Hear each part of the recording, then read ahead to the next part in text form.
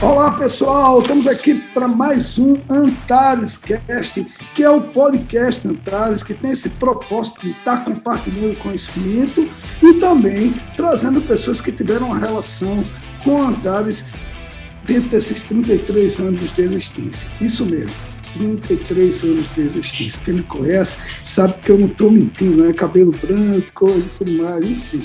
Bem, esse projeto nasceu lá atrás, em agosto, durante a pandemia. A gente deixou um pouco na gaveta e começamos a fazer esse trabalho recentemente. A gente estreou agora em comemoração aos 33 anos do Antares, que pretende não só fazer essas ações com o podcast, mas outras que vão estar permeando o ano todo para que a gente possa retribuir a nossa existência na nossa cidade e na comunidade a qual a gente pertence. Esse projeto tem aqui uma produção técnica com trilha sonora que vocês viram agora há pouco, de Everton, da Ideias Sonoras, produção executiva de Manu Melo e André Santiago. André, que está aqui comigo hoje, mais uma vez, a alegria ter André aqui, atendimento de Marcela Prata e participações especiais aqui lá de um ou outro convidado. Hoje a gente está convidando uma amiga querida, queridíssima, e que, por sinal, vai estar com a gente aqui no próximo dia 22.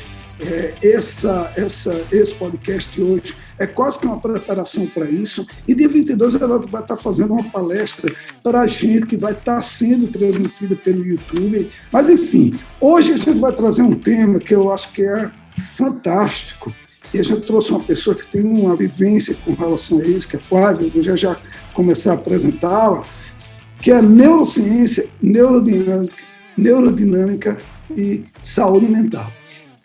A Flavinha, isso que eu passei intimidade, Flávia, jornalista científica de formação, empreendedora social, de coração estudiosa da natureza e do comportamento humano, exerce a profissão de cientista, educadora, escritora, palestrante e especialista em gente. Desde 1995, dedica-se à neurociência comportamental e cultura da paz. É membro do Mind and Life Institute Harvard Medical Center, publicou 12 livros, entre eles o best-seller Coaching Box, publicado em 2006. E, em meio à pandemia de 2020, também teve publicado o livro Amor em Tempo de Pandemia, Como Falar Não, Inteligência Relacional, Mindset de Crescimento. Ela já recebeu também vários prêmios ao longo da vida, mas o mais importante é o Emmy Awards em 2003 e 2004, que é o mais prestigioso prêmio atribuído a programas e profissionais de televisão. É algo equivalente ao Oscar, né? Presidiu várias ONGs pelo simples desejo de ajudar. Em 2000, que inclusive está no YouTube, criou uma das maiores ações internacionais contra a cegueira na população ribeirinha e índios da Amazonas.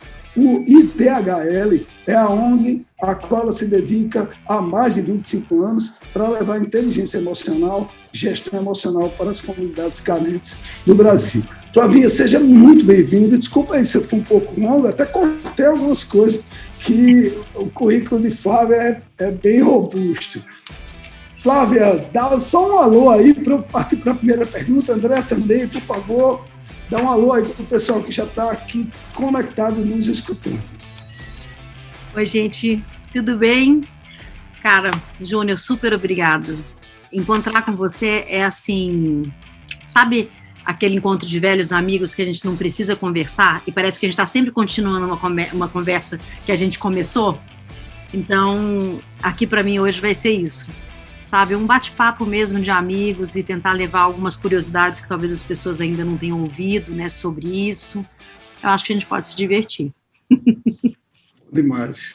André, seu alô aí para quem já está aqui conectado com a gente. Olá, pessoal. Estamos aqui de novo. Dessa vez vou dar uma dica aí para vocês. Fiquem muito atentos, abram aí seus ouvidos e os corações, porque Flávia Lippe merece ser ouvida com toda a atenção, viu? E vocês vão se surpreender aí. Quem não conhece ainda vai ter essa chance. Valeu, André. Vai ser massa ter você aqui, que vai dar esse prisma aí todo especial. Bem, Flávia, eu queria começar a nossa conversa olhando um pouco para esse cenário que nós tivemos, né? Passou um momento único do planeta, né? Com o isolamento social, que foi estabelecido como a forma mais eficaz da gente conter a pandemia pelo coronavírus, e isso deflagrou todo um processo de redescoberta da forma de trabalhar, de como se relacionar, etc. Mas, sobretudo, de uma necessidade clara do ser humano de se voltar para si, de compreender melhor o propósito da sua existência. Como é que todo esse cenário interviu na sua forma de ver e pensar a vida corporativa e como isso, de certa forma, redefiniu a sua trajetória profissional? Olha, Ju, eu acho assim, existe uma correria mental, né, de tentar ser maior, tentar ser melhor, tentar adquirir coisas, tentar querer mais poder, mais entrada, estar em todos os lugares, né? Aliás, tem até uma síndrome para isso, né? Chama FOMO, que é a síndrome que é super comum hoje, que é o medo de você perder a oportunidade, sabe? O medo de você estar perdendo algo, né? Eu acho que isso faz com que a gente fique muito longe da nossa essência, muito longe de quem a gente é, né? E muito longe da essência, na verdade, do nosso cérebro. Porque o nosso cérebro, ele é cognição e motivação. Se você está o tempo inteiro atrás de coisas que estão externas, você nem faz o seu cérebro desenvolver. E nem você mesmo tem motivações internas, só externas, né? Então, acho que isso é uma oportunidade, né? Assim, eu acho que a pandemia trouxe essa oportunidade, porque a gente ficou com menos contato com outras pessoas e com o mundo, pelo menos em termos de tempo, né? E, por outro lado, você teve que entender quem é você, porque quem mora sozinho ficou sozinho. Quem é casal teve que se entender e saber muito bem que existe uma outra pessoa 24 horas do seu lado que tem as suas histórias, as suas vidas, né? Inclusive, a gente teve assim, olhando para esse contexto, né, muitas preocupações, né, acho que muitos segredos violentos da nossa existência e da nossa sociedade ficaram claros nesse momento, né? E, por outro lado, teve esse alerta não só cognitivo, não só motivacional, não só emocional, mas um alerta até espiritual mesmo. Nós estamos entrando em contato com um planeta que a gente havia esquecido, né? Não existe nada que não seja interdependente. Quando eu estava contando um pouco da minha história, quando eu comecei essa história de entender o mundo, entender o planeta, quando eu criei o Repórter Eco, era totalmente focado na ecologia no meio ambiente, que era o que eu conhecia também, e era o que o mundo conhecia, né? Era defender o planeta para o nosso usufruto, era defender o planeta para ele não morrer. Quando você dá esse salto e vai para a ecologia interna, e hoje tem, inclusive, o ecofeminismo, a ecologia de liderança, você sai dessa história de olhar o mundo como um mundo que precisa nos servir, e por isso a gente tem que cuidar, e você faz parte desse mundo interdependente. Somos uma coisa só. Então, qualquer líder, ele tem que entender que a sustentabilidade humana, ela está nessa forma de ver. Somos todos interdependentes, e para haver interdependência, a gente tem que conhecer a si mesmo e se conectar com a dor do outro.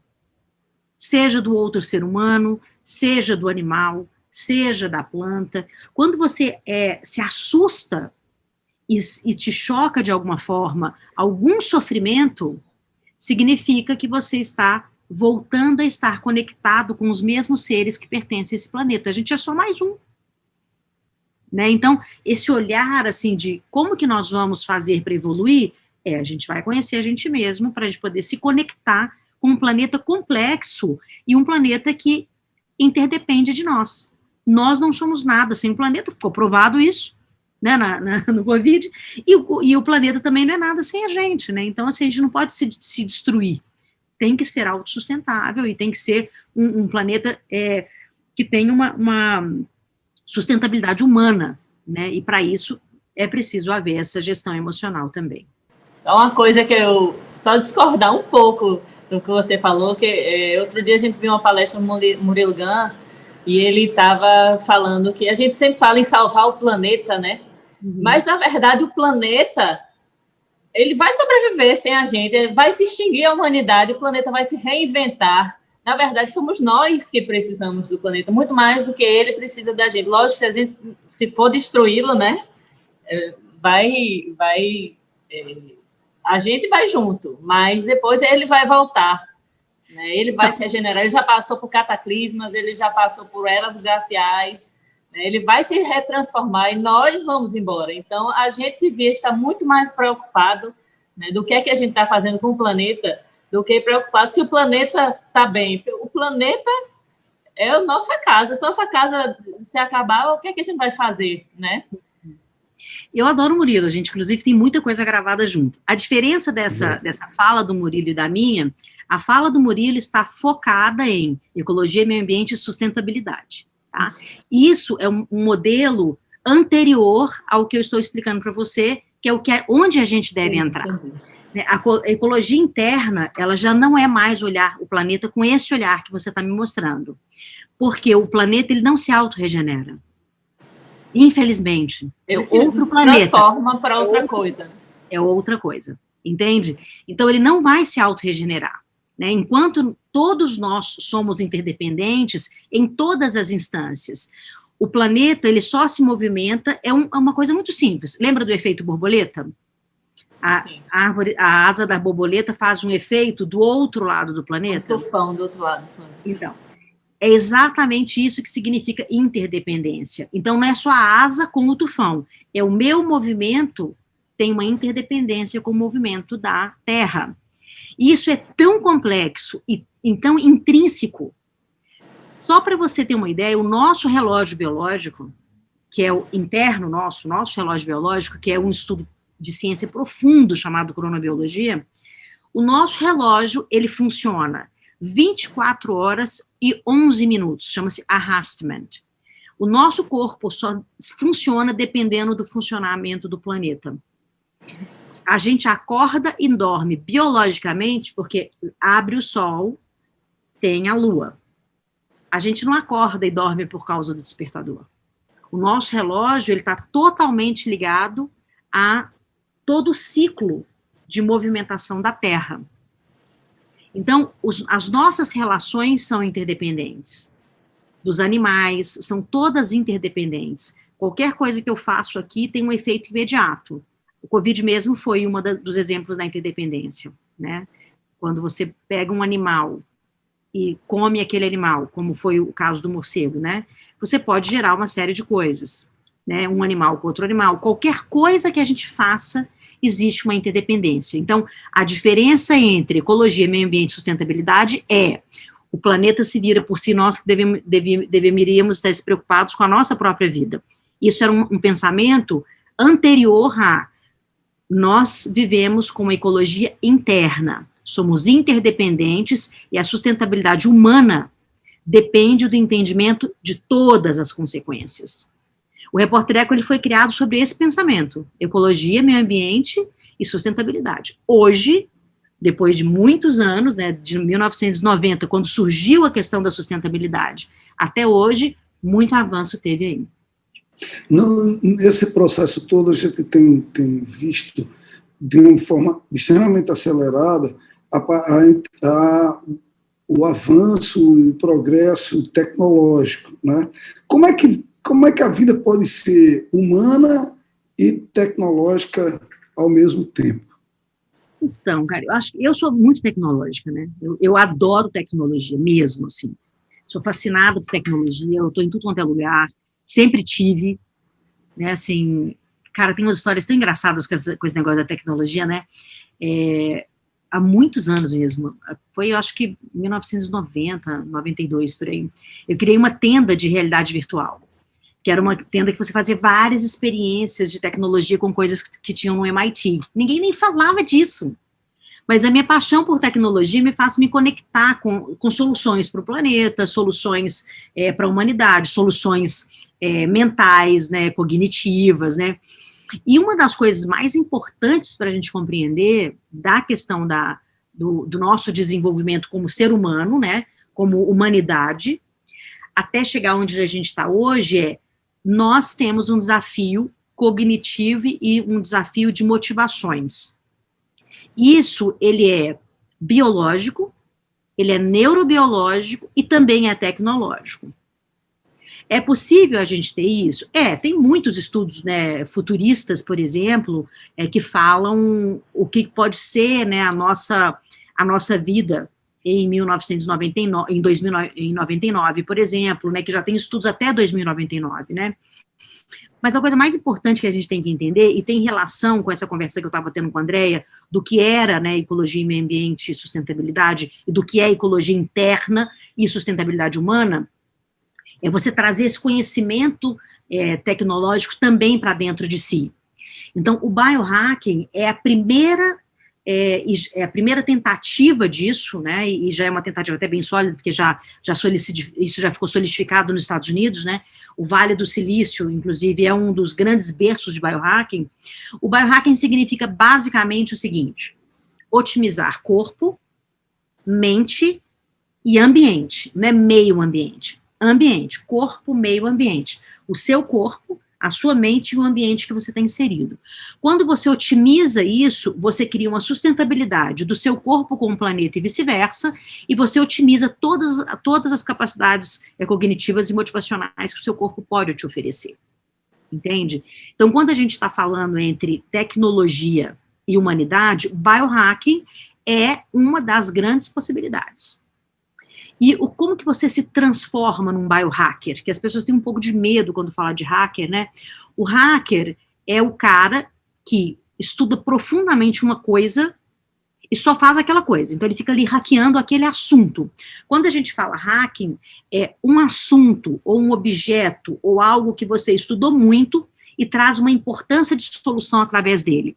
Não é o hacker do mal, né? Porque a palavra hackear significa estudar muito profundamente algo e executar a partir daquilo. E o biohacking você vai hackear a sua própria biologia. Então, você vai estudar profundamente como a sua biologia funciona, como você é, e fazer com que isso traga um resultado extraordinário. Entende? Então, o biohacking, ele vem nessa tentativa de se autoconhecer. Não só emocionalmente, comportamentalmente, mas biologicamente, para entender como que a gente pode conectar isso. E como a gente está falando de biohacking, a gente está aliando a tecnologia a isso. Eu acho que você já deve ter visto aí aqueles óculos amarelos que a gente usa, pulseiras que a gente usa para determinadas coisas, a gente mede e anota tudo, todos os dados, né? Então, quando você vai hackear alguma coisa, o que você precisa saber? Quais são os dados que comprovam que eu saí daqui e fui para ali. Da mesma forma que a gente anota qualquer tipo de crescimento. Se você quer ver uma diferença de uma coisa que você está fazendo para outra, você tem que ter uma medida, né? Algo que te faz ver que você mudou daqui para lá. Então, em termos tecnológicos, né, a tecnologia do biohacker é justamente juntar os conhecimentos positivos que a gente adquire com a tecnologia, que são muitos, a nosso favor.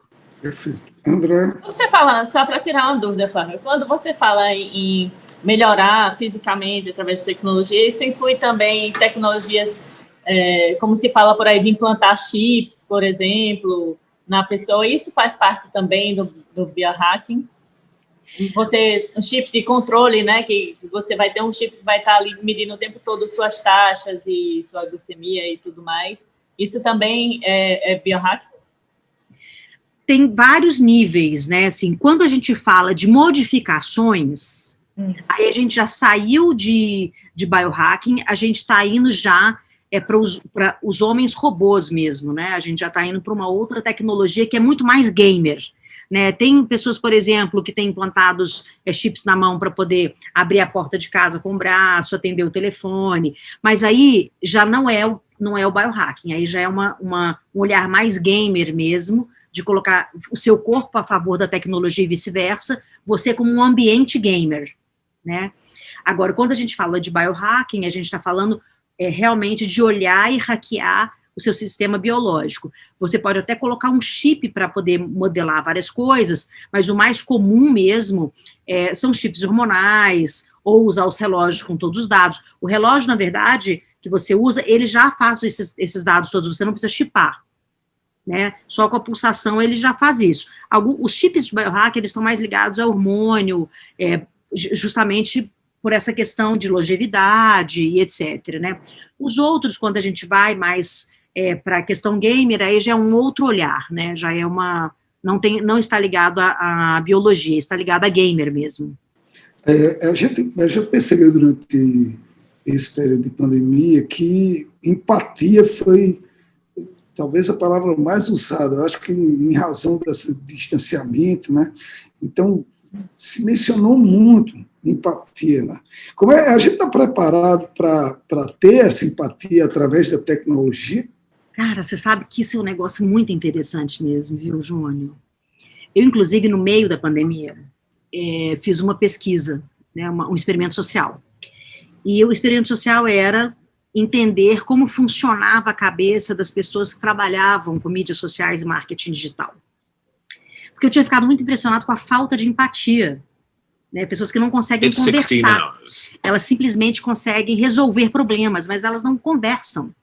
Elas não conversam entre si, né? E foi uma coisa muito interessante que eu comecei a fazer um experimento social mesmo. E nesse experimento social, uma das perguntas que eu fazia era como a pessoa estava se sentindo, etc. E a grande maioria já tinha tido burnout e já tinha pensado em suicidar.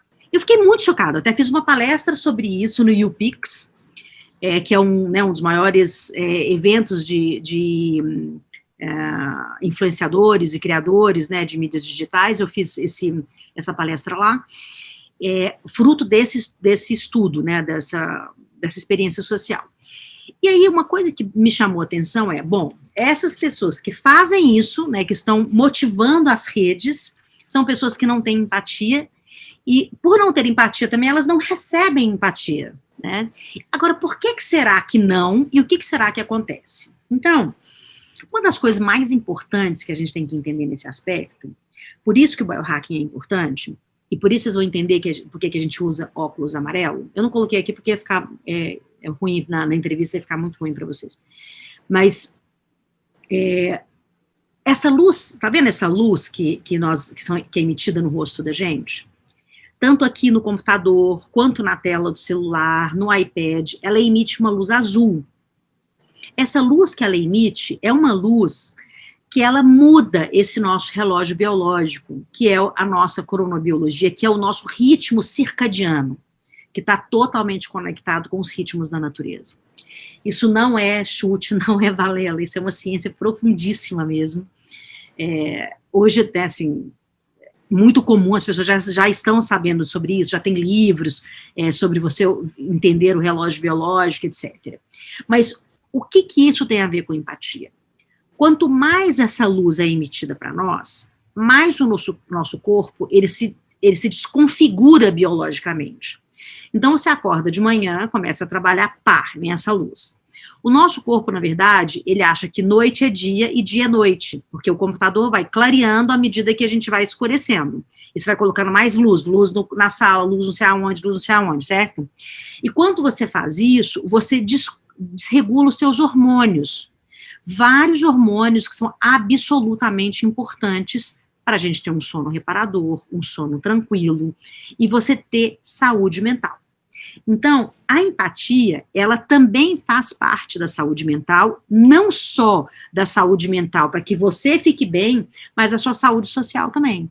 Então, de uma forma geral, quem tem uma saúde que está debilitada, uma pessoa que dorme mal, que está com muito efeito de tecnologia no corpo todo o tempo, são pessoas que se tornam menos empáticas. A irritação é maior, a falta de escuta é maior, a impaciência, a irritabilidade, aí tem problemas crônicos, como obesidade, até, como é que fala? Problemas do coração, né? Então, são várias doenças que são ocasionadas por excesso de tecnologia, fora as doenças mentais, como o FOMO e outras que trazem esse afastamento social, né? Então, é possível ter empatia? É possível. Mas tem que entender que a tecnologia também ela tem o seu limite. Hoje já existem campanhas empáticas, né, muito curso online, muita aula ensinando como que você se relaciona. Eu mesma lancei um livro agora chamado Inteligência Relacional, que mostra, assim, como que você leva causas, distribui causas no mundo a partir da tecnologia. Isso é uma forma de empatia tecnológica, né? Mas para isso, você tem que estar bem. A gente volta de novo no início da nossa conversa. Se você não se conhece, se biologicamente você não sabe nem como é que você está, se você não tem o cuidado de criar esses antídotos, né, contra a falta de sono, irritação, você não tem como ser empático. Uma pessoa irritada, ela não tem condição, nem que ela seja uma pessoa boa. Entende? Então, uma das dicas, inclusive, que eu dou sobre a tecnologia e empatia a partir das 18 horas, começa a diminuir o uso da tecnologia. E 3 horas antes de dormir, nada de tecnologia. Nada. Hoje em dia a gente dorme olhando o WhatsApp. Então, esse é o maior crime que tem. Esse é o maior crime que tem. E você sabe, o celular, no criado mudo, ele tem um nível de energia, você pode até fazer os testes aí se vocês quiserem, usando um daqueles... tipo uma canetinha que mede o nível de energia, né? A sua cabeça, ela recebe o mesmo número de energia que uma comida dentro do forno micro-ondas. Só porque o celular está do lado da sua cabeça. Ele tem que ficar, no mínimo, 1 metro de distância de você. De preferência, nada de tecnologia dentro do quarto. Nem celular, nem computador, nem nada. Todos esses efeitos de luz, etc., tecnológicos, têm efeitos já comprovados, obviamente. Quem tiver curiosidade, eu mando todas as pesquisas para vocês, de todos os malefícios causados pelo excesso. Tudo, gente, em excesso faz mal. Tudo, não tem nada que não. Há muito tempo, quando só tinha televisão, as mães falavam, meu filho, sai da televisão, vai brincar na rua. Não era assim? Uhum. E assim é a vida, entende? Então, assim, a gente vai progredindo, mas a gente também tem que entender que nós temos um cérebro de milhões contra um cérebro de milhares. Ou seja, a nossa constituição física biológica é de milhões de anos. Essa não mudou. É uma mudança muito lenta.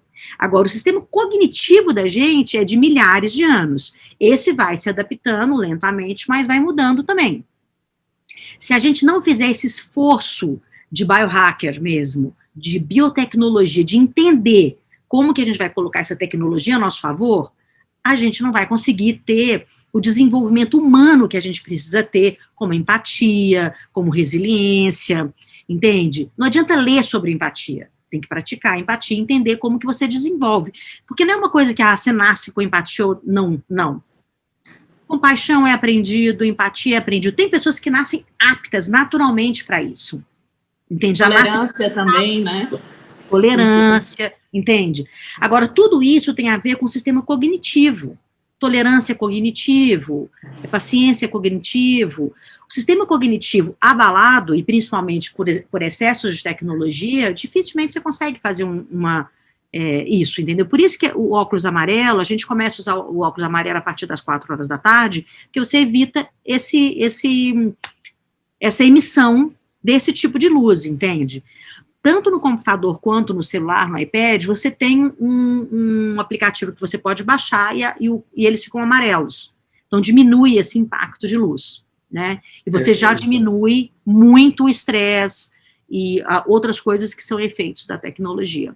Agora, além disso, tem o efeito da tecnologia cognitiva, né? Acho que quase todos vocês aí, né? Ou se não, todo mundo viu o filme, né? O Dilema das Redes, né? Uhum. Que conta como é realmente você ser manipulado por uma máquina gigante de metadados, né? Então, além de ter essas questões de biotecnologia que você pode ajudar a sua biologia, também tem a questão cognitiva, né? Você tem que escolher o que você lê, você tem que escolher o que está na sua timeline, e para isso você tem que conhecer você mesmo de novo, porque senão você é facilmente manipulado. Cara, eu estou dando uma olhada aqui no tempo da gente e, puxa vida, o tempo voou aqui, né? Eu queria fazer uma provocação, já caminhando um pouquinho para o fim. Você fez uma palestra para o Google com um título muito sugestivo, provocativo, que, por sinal, eu tive a honra de ler ontem, Hackeando Buda. Fala um pouco para a gente como isso vai nos preparar melhor para o que está por vir, e aproveita e dá uma palhinha aí do que a gente vai ter no próximo dia 22, com o evento de aniversário da Antares, o que é que você está preparando lá para a gente. Então, cara, assim, quando eu criei essa palestra Hackeando Buda, o Google é absolutamente tecnológico, eles são incríveis, né, assim, em todos os estudos e tudo.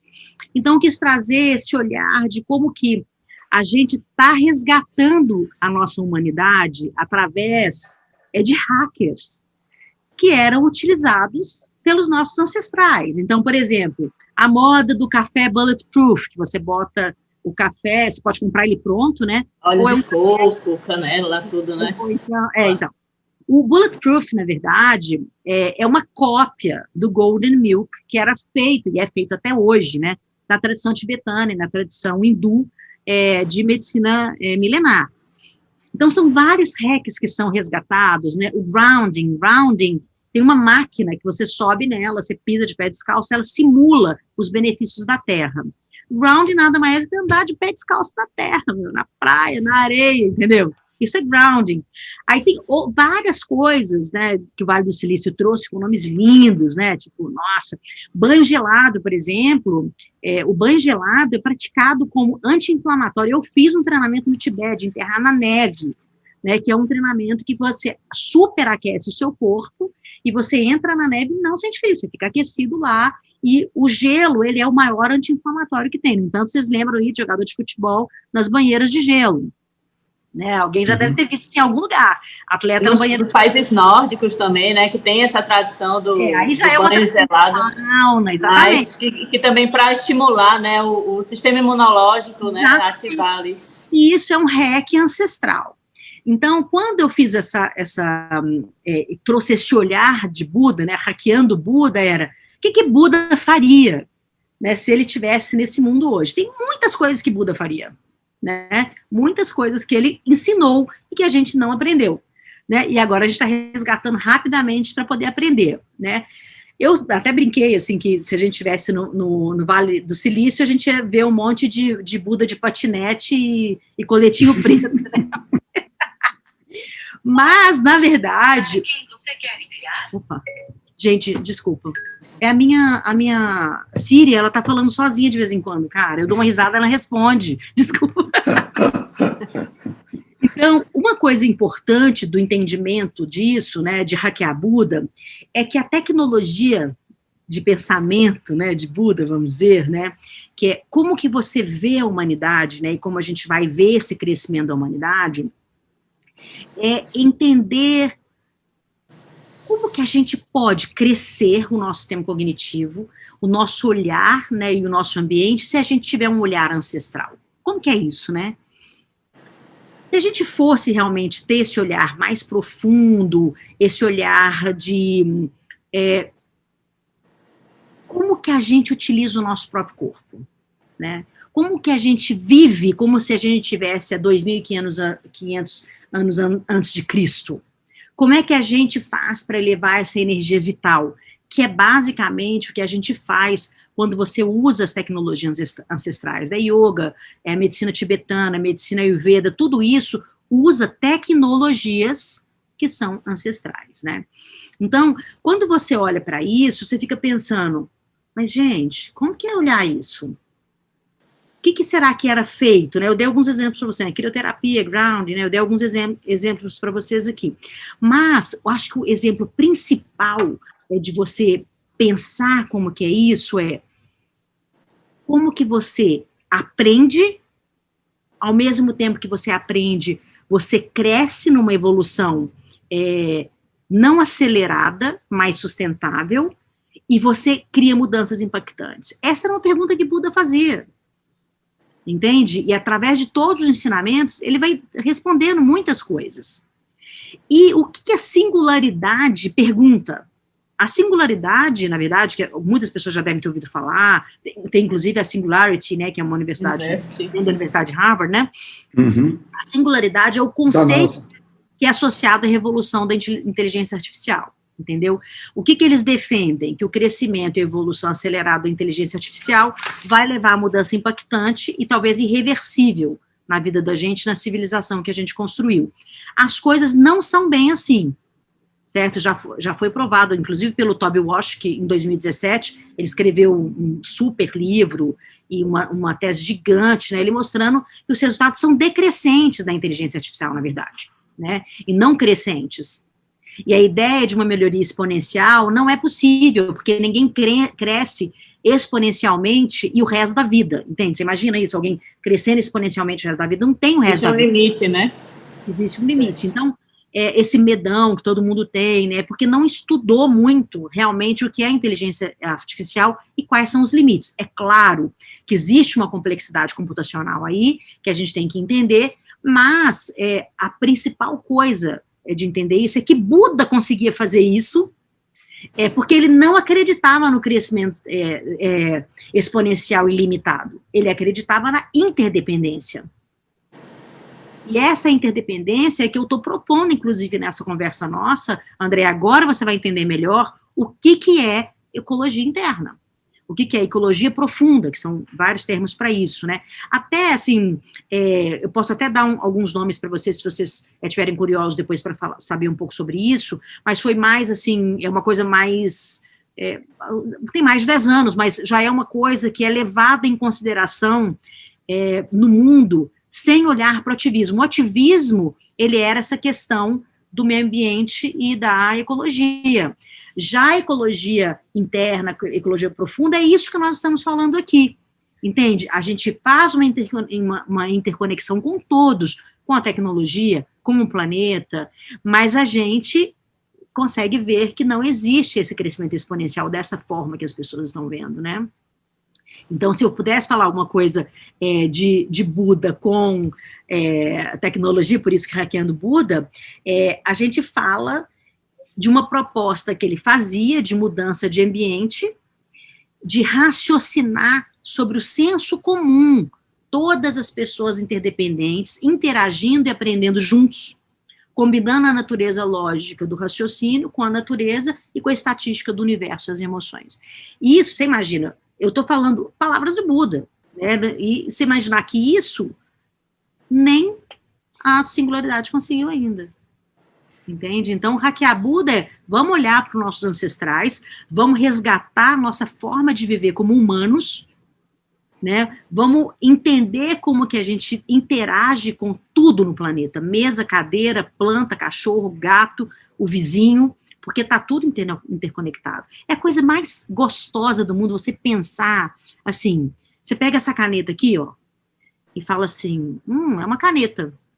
Aí você começa, é plástico, tem plástico, mas também tem metal, e tem tinta, e você começa a fazer a trilha de onde começou a fabricação dessa caneta. Você não termina. Você vai chegar em borracha, você vai chegar em árvore, vai chegar em planta, vai chegar no cara que colheu, você vai chegar na semente que caiu, e você vai ver, gente, nós somos interconectados. Essa caneta aqui é fruto de uma semente. Isso chama-se tecnologia aliada. Então, quando você entende o caminho da vida toda, inteira, você entende o que é biohacking, você entende o que é hackear Buda, e o que é essa interdependência que pode fazer realmente a gente mais saudável, otimizar nosso corpo, nossa mente, o ambiente que a gente vive, e poder fazer mudanças significativas, não aceleradas, desaceleradas, mas significativas e plenas. Puxa vida. Por isso que passou tão rápido essa conversa. Eu sei que esse podcast vai provavelmente ser o nosso podcast mais longo, mas eu não tenho a mínima dúvida que vai ser um dos mais ouvidos. Flávio, eu não ia me perdoar se a gente saísse daqui sem falar eu acho que uma das suas realizações mais longeva e mais importantes, posso dizer dessa forma, que é o Instituto de Desenvolvimento Humano, LIB. Ele existe há mais de 25 anos, vem realizando um trabalho que tem como objetivo principal qualificação emocional para profissionais jovens e adultos de comunidades carentes, sendo um motor de gestão emocional comportamental e social. Fala um pouco desse projeto aí para a gente encerrar aí com chave de ouro esse momento, esse encontro que está tão saboroso. Eu estou com pena que ele está acabando, né? Mas a gente tem que encerrar para não ficar... Se deixasse aqui, a gente ficava aqui 2 dias, né? Escutar sempre o ensinamento. Uma vez por mês a gente está aqui. Olha, vocês da Antares entendem muito bem o que é voluntariado. Vocês sabem muito bem o que é isso, sabe? Então, eu acho que emocionalmente você sabe o que eu sinto. Porque eu sei que vocês vão para a cama dormir e sabem que vocês estão fazendo um trabalho social e voluntário incrível também. Né? Então, o sentimento que a gente tem de interdependência do planeta, né? De saber que a gente está minimizando a dor do outro, isso não tem assim, preço, né, Júnior? É uma coisa, sabe? Essa história, eu vou te contar como que ela começou e você vai achar muito engraçado. Eu tinha 6 anos de idade. E eu estava voltando para casa com a mamãe no carro, era Natal, e eu tinha ganhado uma bonequinha novinha no Natal. Estava com essa bonequinha no colo, dentro do carro. Passando na rua, já perto de casa, eu morava perto de uma comunidade carente, uma favela, né? Que hoje a gente não pode falar favela, mas a gente vai deixar as favelas, tirar as favelas do mundo, elas não vão existir mais. Elas vão ser comunidades, mas por enquanto a gente tem muita favela ainda. E essa era perto da onde eu morava. E aí tinha uma menininha parada, assim, na rua, com a boneca toda desgrenhada, a menininha toda suja, ela toda triste ali também, brincando com aquela boneca. Aí eu falei, mãe, para o carro.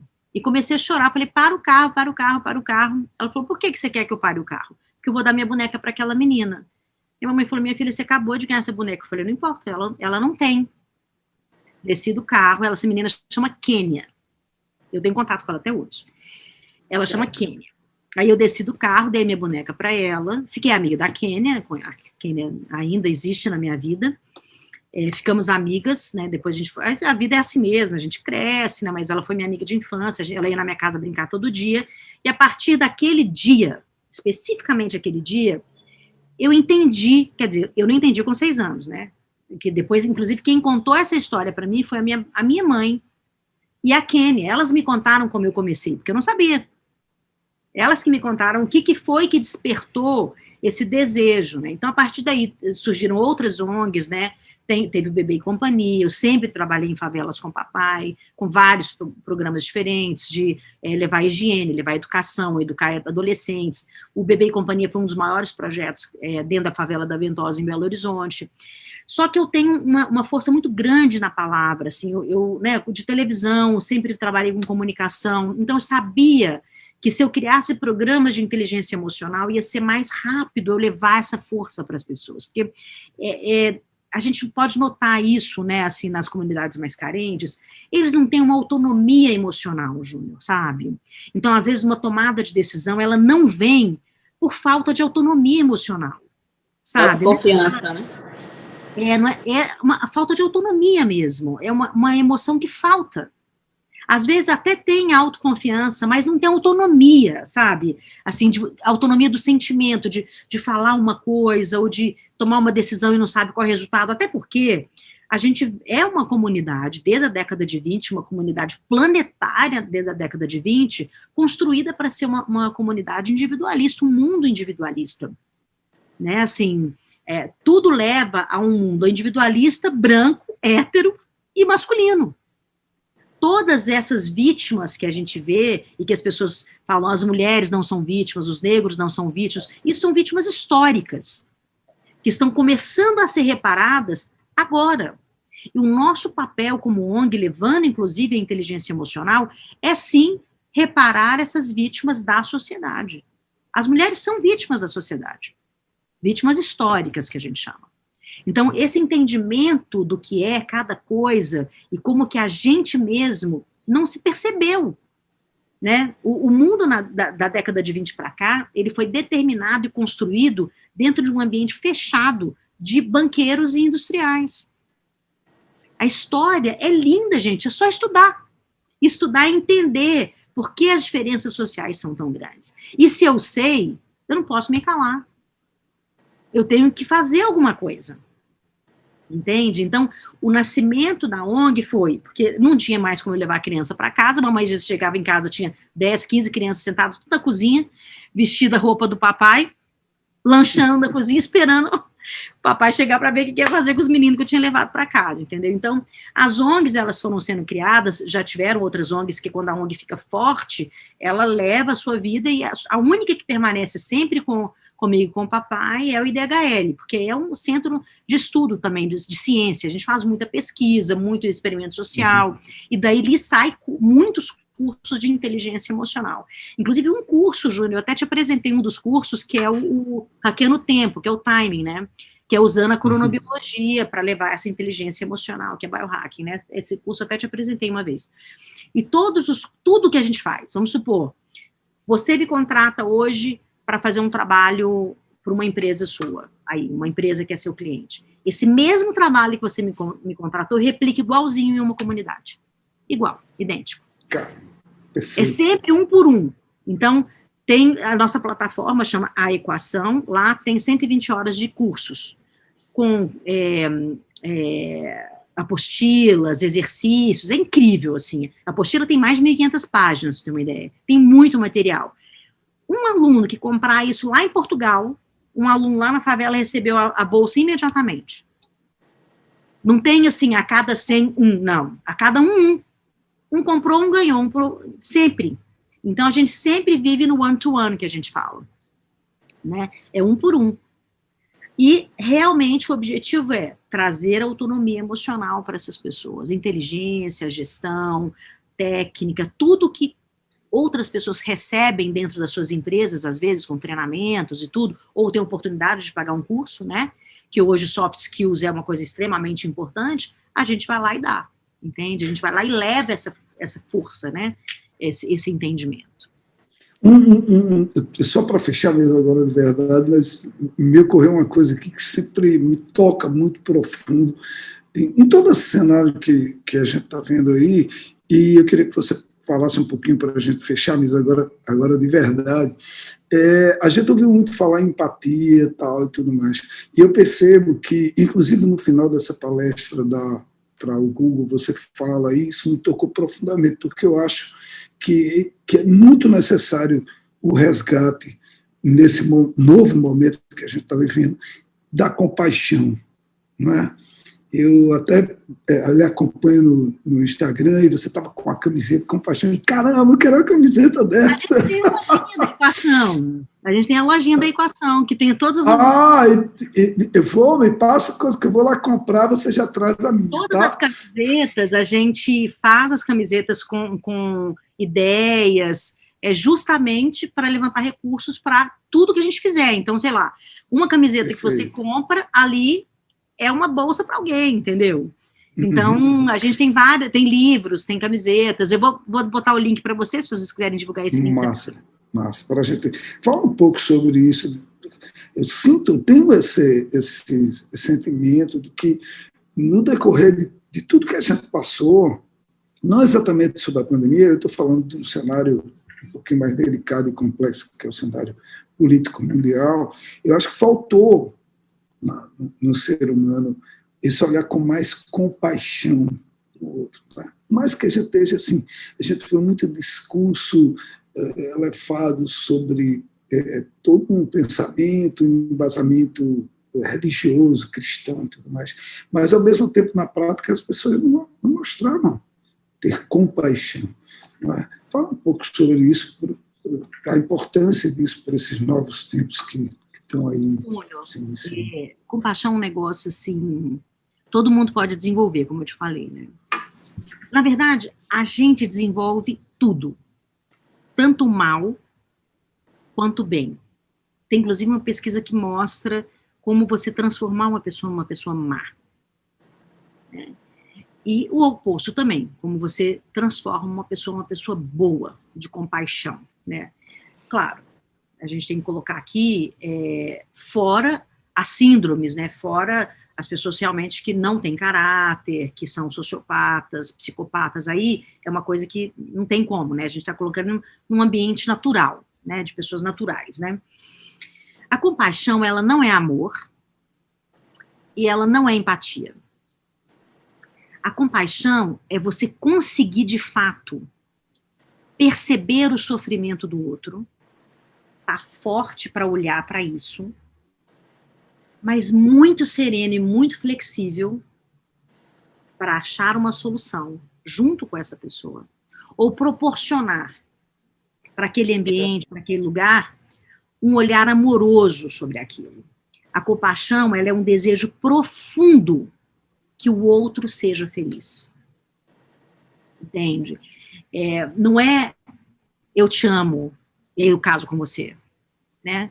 Eu tenho compaixão por você, e a única coisa que eu desejo nesse mundo é que você seja tudo que você aspira a ser. Que você consiga tudo e que você não sofra. Isso é compaixão. Né? E quando você começa a perceber e sentir pequenas coisas, quer ver, faz uma experiência um dia, pode ser hoje, por exemplo, assim que a gente terminar aqui, a primeira pessoa que passar na sua frente ou conversar com você, só vir uma frase na sua cabeça. Que essa pessoa consiga utilizar todo o potencial dela para mudar tudo que ela gostaria de mudar no planeta. Que ela não sofra, que ela não tenha medo, que ela seja respeitada. E que eu seja extremamente maravilhado com a presença dessa pessoa. Isso é compaixão. Se você fizer isso com o primeiro que passar aí agora, com um cara que bater a campainha e entregar o gás para você, você andando na rua e vê uma pessoa e você pode fazer um elogio para ela. Você nunca viu aquela pessoa, mas faz um elogio. Nossa, você é uma pessoa tão brilhante, tão forte, vai lá fazer o que você tem que fazer, você vai conseguir. Você não sabe o que isso pode representar naquele segundo de vida daquela pessoa, sabe?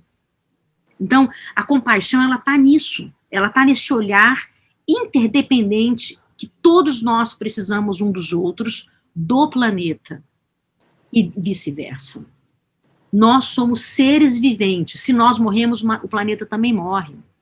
Né? Nós proporcionamos coisas, e os alimentos, e os animais, e um proporciona coisa para o outro. E esse olhar compassivo todos nós podemos amar uns aos outros e sobreviver, mas só se tiver genuinamente um desejo de que o outro seja feliz. Entende? Genuinamente feliz. Não é feliz porque comprou um carro, feliz porque ganhou um computador, não. Genuinamente feliz. Acordar de manhã e falar, nossa, estou vivo. Estou vivo, estou pronto, estou preparado, e o mundo está aí para eu transformar, para eu entender, para eu gostar. Então, é importante você ter musculatura para enxergar a dor, mas flexibilidade para olhar para ela sem atrito, mas com compaixão. Puxa vida, eu acho que a gente não poderia encerrar esse podcast de uma maneira mais bacana, como a gente conseguiu encerrar agora há pouco. Por favor, André, as palavras finais para a gente se despedir, para quem nos acompanhou até agora. Sei que a gente extrapolou bastante o tempo da gente, mas, como eu já falei, não podia ser diferente para mim. Foi uma delícia. E como você preveu, vai ser lindo. Ela dizia para mim, vai ser lindo. E foi realmente. Muito obrigado mais uma vez. Todo o carinho com que você sempre acolheu o nosso chamado, o nosso pedido. A gente vai estar te esperando aqui para mostrar a cidade com todo carinho, para fazer esse curto tempo que você vai estar com a gente, bem especial. André, por favor. Flavinha, mais uma vez, muito obrigada por estar aqui com a gente. E, assim, são temas muito ricos, né? Que se deixasse, assim, realmente dava para passar 2 horas aqui, 2 dias aqui, porque são coisas que sempre que a gente vai falando, a gente vai conhecendo, a gente vai identificando também na nossa vida, né? Então, a gente vai colocando essas situações na nossa vida e aprendendo a identificar, né? E se você, para conhecer um problema, primeiro você tem que saber que ele existe, né? Então, você vai identificando e vai colocando isso, como é que ela se relaciona com você. Então, é muito forte, né? Eu acho que a gente ainda, né, não vai terminar aqui, né? Convidar até quem puder depois aguardar notícias do nosso evento lá da Antares de aniversário, que vai ser aberto também na internet. Então, obrigado mais uma vez. E temos muito ainda para conversar. Depois a gente conversa mais. Tá bom, eu vou mandar o link para vocês da nossa lojinha de camisetas. Tem os livros também. E a gente em breve tira uma foto, todo mundo de compaixão. Gente, muito obrigado a quem acompanhou até agora. Eu tenho certeza que esse podcast vai ficar aí na história desses 33 anos da Antares, com um carinho, com uma tarde assim, de gravação extremamente especial para nós que estamos aqui, com muito carinho, fazendo esse programa para vocês. Gente, até o próximo Antares Cast, um forte abraço virtual e até o próximo. Sobe o som, Diego!